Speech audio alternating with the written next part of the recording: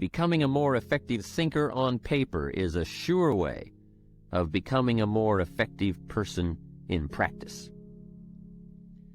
As step one for getting used to using your journal, then, I would suggest writing down problems that you encounter and recording all the steps you can take or did take to solve them, as well as their eventual outcomes.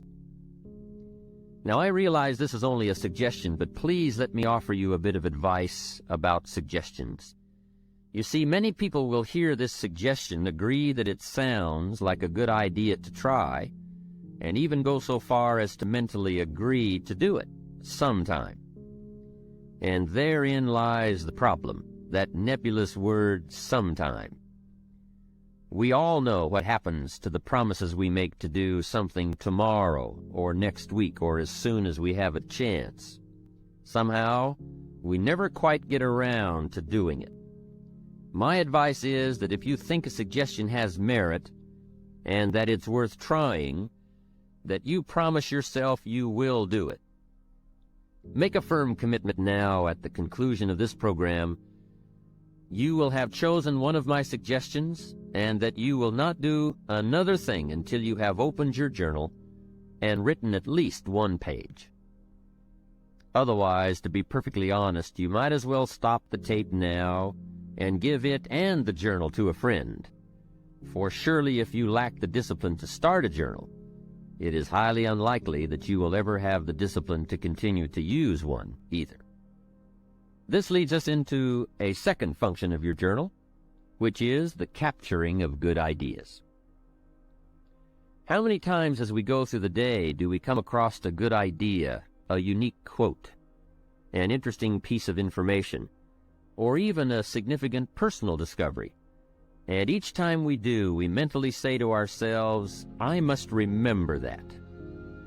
Now, I'm willing to admit here that the human mind is a remarkable thing, but I also know from experience that the human memory leaves a lot to be desired. I think Emerson captured it best when he made this statement. I suppose that every old scholar has had the experience of reading something in a book which has significance to him, but which he could never find again.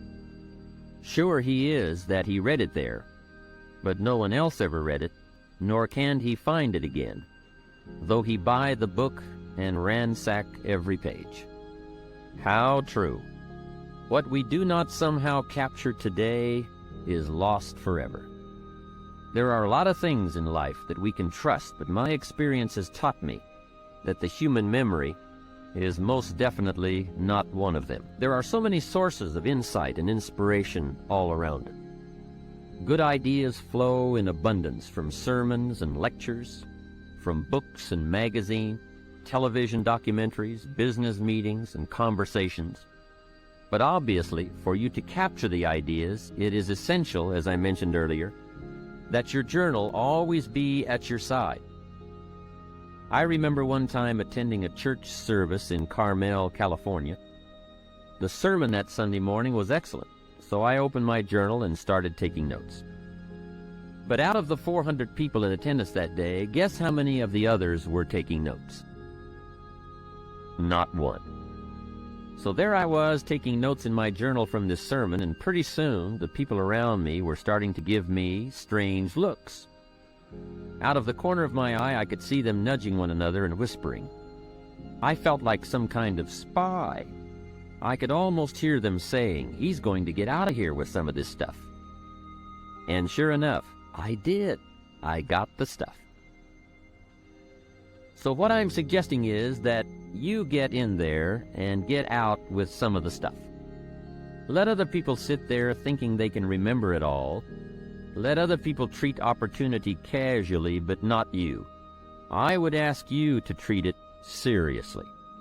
Let other people wonder at the end of their lives where it all went wrong, but not you. Let other people play while you work, fool around while you study, soak up the sun while you soak up ideas.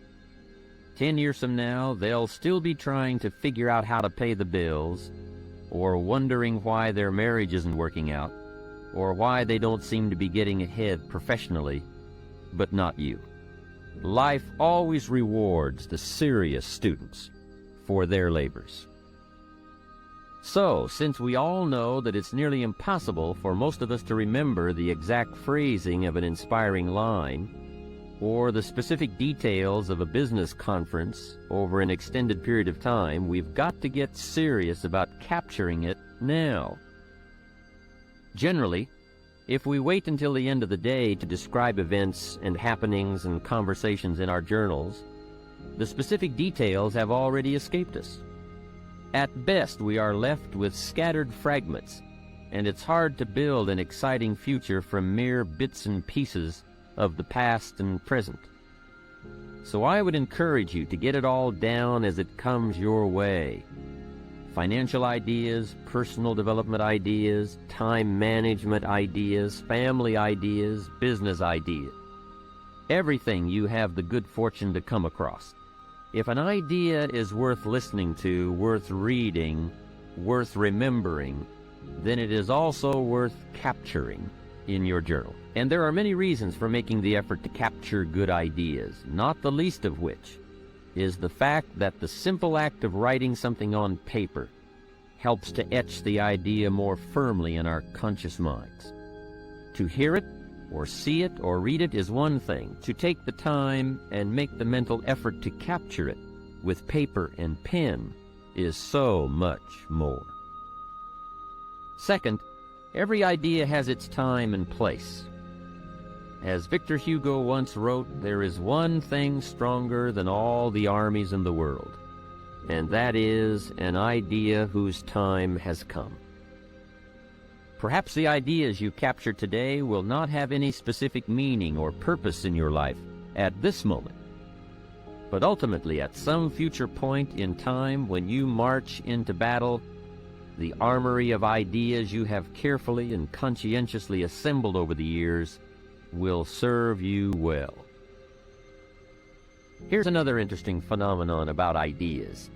As we collect a variety of thoughts on any given theme or subject, there is a tendency for these individual ideas to come together and form themselves into a whole new idea.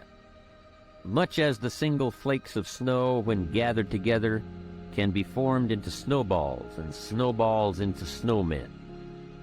Or perhaps a more graphic example would be that of the igloo, which is, after all, a dwelling built entirely of tiny snowflakes, which have been compressed by their weight and frozen together over a period of time, such that whole blocks of them may be cut out to build a structure.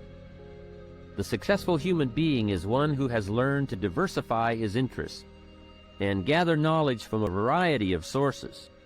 Gather enough good ideas in one area of life, and you will form a solid block. Gather enough solid blocks together, and you can construct a whole new life. But be aware of one thing. The mental storage bank of good ideas is very much like the bottom drawer of our desks or the extra drawer in the kitchen that holds a collection of valuable items gathered over the years, none of which can ever be found when we go to look for them again because of the chaotic manner in which they were stored. We pour information into our mental computers much like we dump old letters and store coupons into the extra drawer, helter-skelter and hence irretrievable. One of the first things we attend to when setting up a new business is the development of a filing system for records so that we can easily locate information whenever needed. When we move into a new home, we carefully pack all of our possessions in clearly labeled boxes so that we can find something again in a hurry if needed. But when it comes to facts, to ideas, to observations, we have no system, as though they are incidental rather than essential to our better future. Your journal, then, provides you with a means of logically assembling and storing the pieces of information that come your way. Now, there are many ways to assemble the data in your journal for easy reference. For example, you might find it helpful to keep an index at the back of each volume so that you merely list the highlights of your entries so that your index might read like this: Financial Ideas, pages 5, 53, 96, and 104. Or Ideas for Increasing Company Efficiency, pages 46, 82, and 111. At one time, I used to keep 3 journals, one for personal observations, one for business notations, and a third for creative ideas for a book I was writing. Of course, it didn't take me long to discard that system. Carrying 3 journals around the world is no easy task. Then I tried using 3 colors of ink in the same journal, so that at a glance I could focus on any one of the 3 areas. While it was certainly easier carrying 3 pens than 3 journals, it was still somewhat of a cumbersome system. When the ideas are flowing fast and furious, you don't always have the time to search for a red, a green, or a blue pen. The method I finally settled on was setting aside certain sections of my journal for specific uses. For example, at the back of my journals I have a separate section for recording my goals, for listing interesting quotes, and for thoughts on new speech material. Perhaps you may want to set aside part of your journal for specific ongoing projects or interests that you feel might warrant a section of their own. Choose one of these methods or devise a new one, but make sure you set up some kind of system. Remember, failure more often than not is attributable to lack of information about how to succeed. Each of us has the capacity to seek out the information we require to achieve our goals. Unfortunately, we do not all have the discipline required to gather the data systematically so that the raw material is easily accessible and ready to be put into practical use the moment opportunity presents itself. How sad it would be if opportunity came knocking on your door, but you had to keep him waiting while you rummaged through drawers and files for the key. Undoubtedly, by the time most people have finally located the key, opportunity has long since become impatient and gone on to knock on the door of someone else. Next, by taking the time to capture and assemble information in our journals, we now have the added benefit of being able to review these ideas whenever we wish. You don't have to run back to the library to reread the book you borrowed last year, or call a friend on the phone and try to reconstruct the conversation you had last month. If you've captured the essence of the conversation or the highlights of the book in your journal, it will always be there for you to refer to. And here is the key point. For your journals to have their greatest value, they must be frequently reviewed.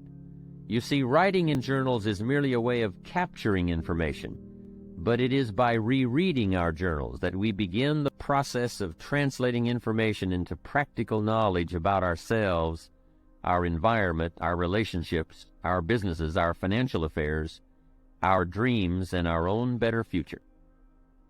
I would strongly urge you to set aside a day each week, or at the very least each month, to review your recent entries. And then once a year, take all of your journals off the shelf and read them from cover to cover.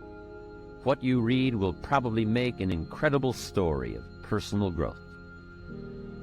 You see, more than anything else, a journal is a place to document the development of your own life. It is a textbook of self-discovery and self-awareness. In fact, sometimes what you don't write can be as revealing as what you have written. A friend of mine recently shared with me the discovery that in rereading her journals, she realized that everything she had written centered around other people's lives, their accomplishments, their failures, their dreams, their needs. I finally realized, she said, that I had spent most of my adult life as a mirror reflecting everybody else's existence, rather than as a human being living a life of my own. In the pages of a journal, our innermost feelings and dreams are revealed, as are our strengths, our weaknesses, our positive attributes, and our negative habits and characteristics. If not in the words themselves, then at least between the lines of what we have written are the shadows of self-doubt, pride, envy, jealousy, and anger. Just as actions speak louder than words, so too will journals often say more than what we have written. A journal, then, should also capture your observations and reactions, for somewhere between what we see and what we do will be revealed what we are. Capture on paper the events, the circumstances, and happenings of your life. Describe the near miss you had while driving to work on the freeway. Outline your observations of people's behavior at the office party. Paint the picture of your day at the beach, the pounding surf, the soaring gulls, the distant sails. And then, when you have written about what your eyes have perceived and your ears have heard, go one step further and describe your feelings, your emotional responses to life. Describe your feelings when you learned that John got the promotion that you felt was rightfully yours, or when you learned that Sally is getting married next month to your ex-husband. Describe it all. Don't miss any of the events of your life. Capture the joy of your victories as well as the agony of your defeats. And remember, it doesn't have to be a monumental occurrence to be worth capturing. Truly, most human lives consist of and evolve around minor happenings. So even a minor event and your response to it can have a major impact on how your life turns out. You see, part of the human experience, perhaps the most important part, lies in learning to translate these events which occur outside of us into words and emotions within our inner world. The better we become at describing what goes on around us, the better we will be able to understand some of the conflicts and turmoils which take place within us. Cause and effect always go hand in hand. Trying to understand or deal with the effects without a clear picture of the cause is a rather hopeless situation to be in. Remember that all human emotions are effects which can be traced back to particular events or causes.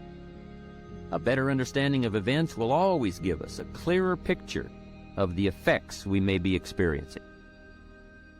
Also, on the subject of events and feelings, you will find as you begin to open up and really tell it like it is, that your journal becomes an excellent, empathetic friend, one who will listen to all you have to say about your joys, your pain, your fears, or your concerns. And I would strongly urge you to get these emotions out of your head and onto the page. For powerful negative emotions are diminished by writing, and powerful positive emotions become explosive. You see, writing about your fear reduces its strength, and capturing your excitement magnifies its power. And feel free to say it all. These are your private collections, your personal recollections. They are not going to be read aloud at the next staff meeting, used in court against you, or published in the New York Times. Write freely. Don't let anything inhibit your flow of your thoughts. Write in half sentences. Break all the rules of grammar and punctuation if you choose. Draw pictures, make diagrams. Anything goes. Neatness doesn't count, and neither does spelling. This is one place where you should feel free to say it all, and say it as you wish. By the way, if you feel uncomfortable abandoning the rules of your 8th grade English teacher, then this too should tell you something about yourself. Hey, you are even free to do the worst thing of all. Use somebody else's words. Glue in newspaper articles, cartoons, quotes, whatever you wish. No one is going to give you an F for plagiarism in your journal. There is only one suggestion I would offer concerning the format of your journal, and that is to record the date, time, and location of each entry. Not only will this provide you with a means of measuring your progress, your growth trends, the different phases of your life, and your changing attitudes, but where and when you write can in themselves provide interesting revelations. A man wrote to me several months ago to share such a discovery he made from his journals. It seems that in reviewing his writings of the past year, he had noticed a definite negative pattern emerging. Every entry on a Wednesday afternoon or evening outlined thoughts of self-doubt, discouragement, and uncertainty about the direction he was headed in. It did not take long for him to track down the source of those defeating thoughts. Wednesday was the day when he had lunch with 2 colleagues from his former place of employment. To test the validity of his theory, he flipped back to the Wednesdays when, due to illness, vacations, or business matters, The luncheons had not taken place, and sure enough, there were no negative entries on those particular days. Having reached the conclusion that these luncheons were costing him far more than the price of the meal, it did not take him long to take the necessary steps to solve the dilemma. Others have discovered such interesting tendencies as writing about personal concerns while at the office and business matters at home, or feeling particularly inspired and eager before leaving for the office in the morning, and completely exhausted and enervated by 10 a.m.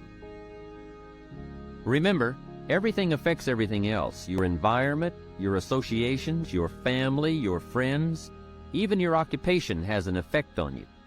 So, too, do the books you read, the television programs you watch, and the conversation you engage in.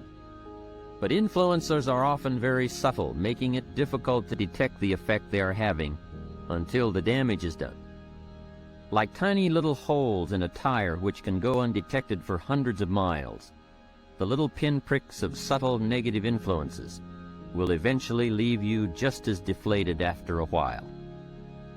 Your journal then becomes like a photograph album, capturing moments in your life. The only difference is that a photograph album, kept for many years, reveals physical changes in yourself and your environment, while journals over a period of time reflect mental changes within yourself and about your environment. But perhaps the most important function your journal performs lies in the area of communications. First and foremost, your journal gives you a chance to talk to yourself and to hear what you are saying about your life, your future, your relationships, and your goals. As you begin to develop the habit of writing down your problems, recording your observations, emotions, and reactions to life's events, you will undoubtedly find yourself both posing and responding to a whole new set of questions about your past, present, and future. Why did I say that? Why does he always make me feel that way? If I follow this course, where will I be 5 years from now? As you begin to both ask and answer yourself on paper, you will be amazed at the incredible leaps in personal understanding and self-awareness you will experience. And remember, any positive change which occurs within you will ultimately manifest itself in a positive result outside of you, in your social or professional world, your attitude, your bank account, your habits, and even your appearance. We stand forever exposed to life and to the endless variations that make up the human drama. Our task as human beings is twofold. First, we must effectively translate what is going on around us into terms we can comprehend. And second, we must effectively express what is going on within us into terms the rest of the world can understand. Despite the major technological advances enabling us to communicate globally and perhaps even extraterrestrially, I would suggest that while our means of communication has greatly improved, we are still living in the dark ages when it comes to saying what we mean and understanding the meaning of what is being said. As William James wisely observed, the most immutable barrier in nature is between one man's thoughts and another's.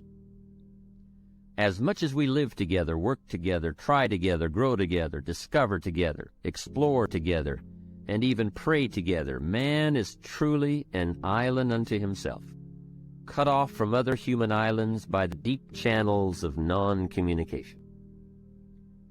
Writing in your journal is one of the best ways I know of to develop more effective communication skills. As you become better at describing life to yourself, you will find that you become better at describing yourself to life. Put into more practical terms, as you become better at saying what you really want and how you really feel to yourself, you will be able to better express yourself and your feelings to others, and in return, better able to understand what others are really feeling and really saying to you. You see, communicating with people our own age, or who have similar educational backgrounds, incomes, professions, or beliefs, is a relatively easy process. But what about the two people who are, to all outward appearances, radically different? a teenager and a 40-year-old father, a high school dropout and a college professor, a successful lawyer and an unemployed auto worker. Now the real challenges of communication begin to manifest themselves, but they are challenges that using a journal can help us overcome. You see, regardless of the differences in our outer worlds, inside human beings are all basically alike. We've all known sorrow, maybe not from the same event, but we've all experienced the emotion. We've all known the joy of achievement, perhaps in different circumstances, but certainly the same feeling. Regardless of our outward differences, those basic human needs and emotions will always provide a common ground or build a bridge for effective human communications. You see, by the time we have reached adulthood, most of us have experienced almost every aspect of the human drama in one form or another. The problem is that most of the experiences have gone right on by us. We have never taken the time to capture them, to ponder them, to analyze how we felt at that time, how we responded to others while we were in those circumstances, or what our priorities and needs were during that period in our lives. Suppose, however, that you took the time to capture the events and happenings of your life on purpose with paper and pen, so that you always had a wealth of experiences from which to draw. Imagine now what an incredible impact this awareness could have on your life. How it could help to bridge the gap between you and your children, your clients, your associates, your neighbors. You see, if you will but take the time to capture how it is for you at any given point in your life, then you will always be in a position to relate to how it might be for someone else at this moment in their lives. The situations might be different, but the basic needs and emotions never are. We don't have to dress alike or go to the same schools or be the same age or sex to feel the same way. Use your journal then as a textbook for life. Use it to capture the full range of human emotions that you continuously gather from your experiences. I promise you that if you will take just a little time to capture your experiences, the end result will more than repay you for the time you invest. Now here's another question frequently posed about using a journal. The question is, how often should I be writing? The answer to that is simple: as often as you wish and as often as you need. There are two extremes to avoid: never writing in your journal and constantly writing in your journal.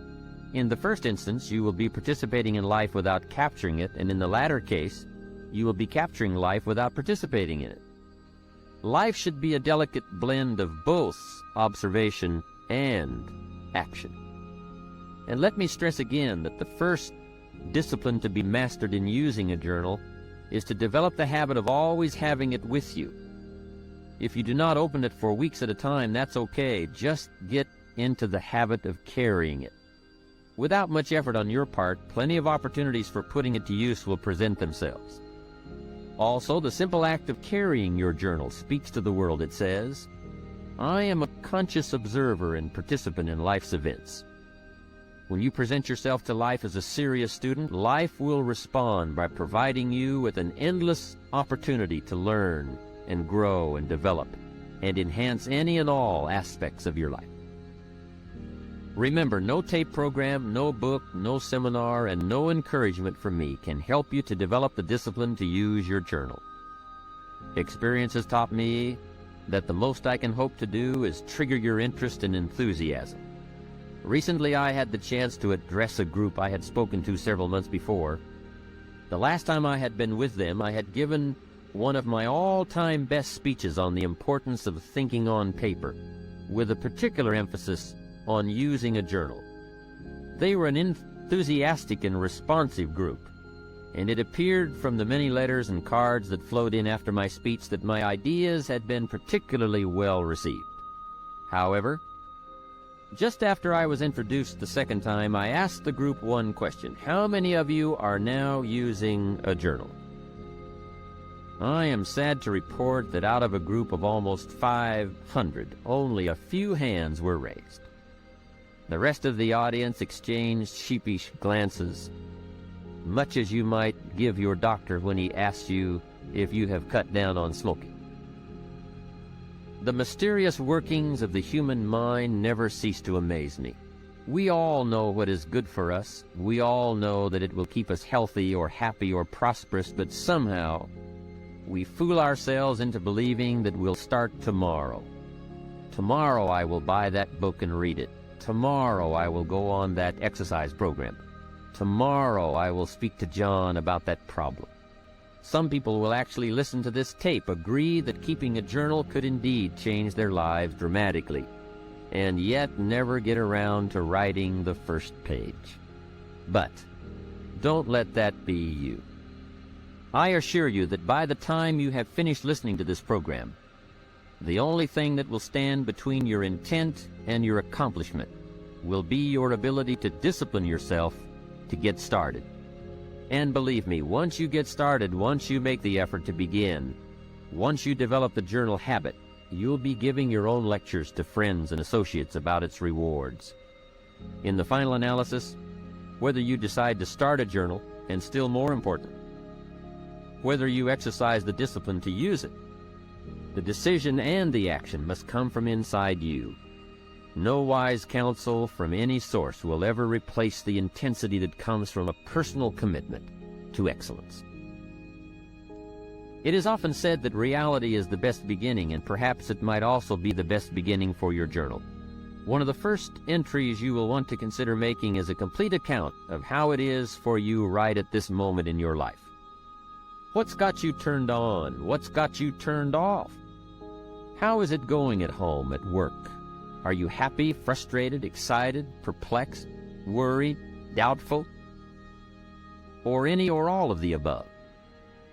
You may want to write a brief description of how it's going in each area of your life, and honestly tell it like it is. Perhaps in your writings you will uncover a particular void in your life that needs to be filled, or a major obstacle that must be tackled if things are to work out for you as you want them to. Use your journal to then chart out a course of action to eliminate whatever is standing between you and your better future. Examine your progress. Outline the steps you've taken or could still take. By the time you've dealt with these issues, your journal will have already become invaluable. If you find you are still having difficulty getting anything on paper, one of the first entries you might consider making is an explanation of why you bought the journal in the first place.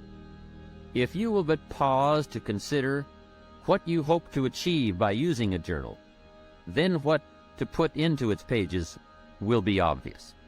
If, for example, you bought a journal to record your feelings, then write about your feelings. If you bought it to keep track of business developments, then write about your meetings, your clients, and the ideas you have about improving the products or services of your company. A journal should be used in response to a specific need, a need to express, to analyze, to ponder, to explain, to record, to consider, or to examine some or all of the elements and aspects of your life. And remember, there is no correct set of procedures for keeping your journal. Journals are as unlimited in possibilities as are the individuals who use them. Journals and life share one unique characteristic. Both provide you with a space to fill as you wish. And for those who are not yet sure how they wish to fill life's spaces, a journal offers you a chance to paint mental pictures of the limitless paths you could travel. In a novel, an author places imaginary characters in imaginary circumstances and then predicts their behavior and responses to these events. So be the author of your own life. Create on paper a set of circumstances, then place you in the middle of them. How would you feel about doing that? What would it be like to live in that city? Being there, how would you feel having those responsibilities or those freedoms? Pick a direction and travel with your imagination to new environments, to new positions, to new opportunities. Create on paper an ideal job, describe an ideal relationship, state an ideal income, outline an ideal code of personal behavior, design an ideal lifestyle. Then take your dreams and transfer them into written goals with priorities and deadlines. List the specific steps you must take in order to achieve them, and then write out a detailed plan of action.